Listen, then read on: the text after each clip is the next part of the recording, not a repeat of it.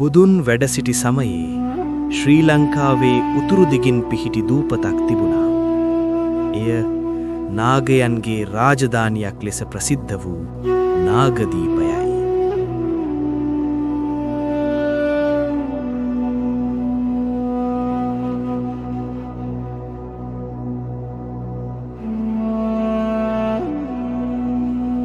එම කාලේ එහි නාගරජවරුන් දෙදෙනෙක් සිටියා.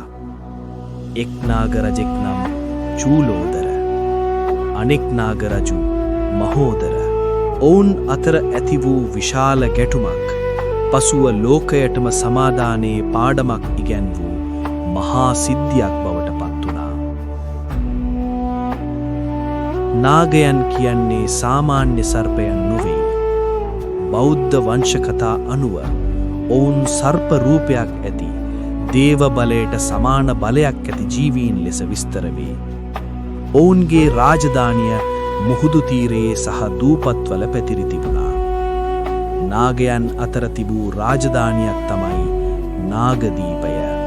එදා නාගරජවරුන් අතර අතිශය වටිනා දෙයක් තිබුණා.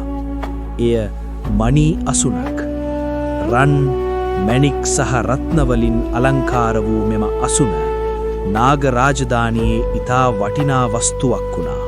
එදා චූලෝදර රජතුමා මහෝදර රජුගේ ඥාතිපුත්‍රයෙක්. විවාහදානයක් ලෙස මහෝදර රජු මෙම මණි අසුන චුල්ලෝදරට දී තිබුණා. නමුත් නාගරජ කුමරිය මරණයට පත් වූ පසු මහෝදර රජු මණි අසුන නැවත ඉල්ලා සිටියා. චුල්ලෝදර ඒ ලබාදීමට සූදානම් නොවුණා. ඒ සමගම නාගරජවරු දෙදෙනා අතර විශාල යුද්ධයක් ඇති වුණා. දෙපාර්ශවයේ නාගයන් අති විශාල සෙනාබලයක් එක් කරගත්තා. මුහුද උඩ අහස යට භයානක යුද්ධයක් ආරම්භ වීමට සූදානම් වුණා.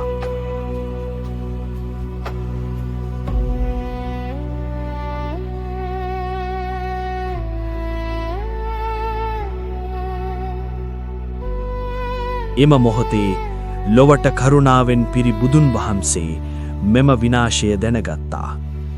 නාගයන් අතර විශාල විනාශයක් සිදුවීමට ආසන්න බව බුදුන් වහන්සේ දැනගත්තා.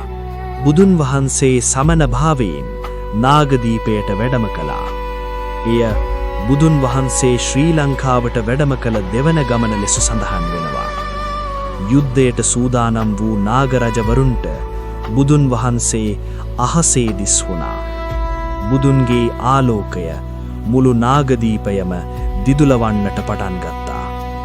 නාගයන් ඒ දසුන දැක විස්මයට පත් වුණා.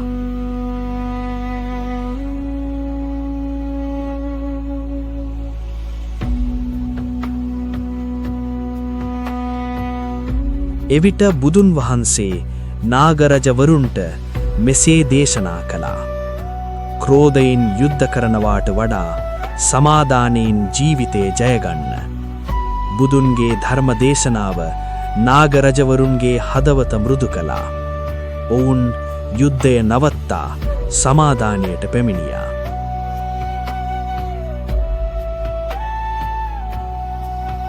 නාගරජවරු දෙදෙනා එම මණි අසුන බුදුන් වහන්සේට පූජා කළා. බුදුන් වහන්සේ එය ආපසු නාගයන්ට ලබා දුන්නා. පසුව එම මණි අසුන ස්තූපයක් තුල තැන්පත් කළා. එය නාගතූපය ලෙස ප්‍රසිද්ධ වුණා. නාගතූපය ලෝකයට එක් පණිවිඩයක් කියනවා. එය යුද්ධයට වඩා සමාදානය ශ්‍රේෂ්ඨය. අදටත් ලක්ෂ ගණනන් බෞද්ධයන් නාගදීපයට යන්නේ එම පුණ්‍ය භූමිය වන්දනා කිරීමටයි. නාගතූපය ඉතිහාසයේ ස්තූපයක් පමණක් නොවෙයි. එය සමාදානය, කරුණාව සහ ධර්මයේ බලය මතක් කරන අමරණීය සිහිවටනක්.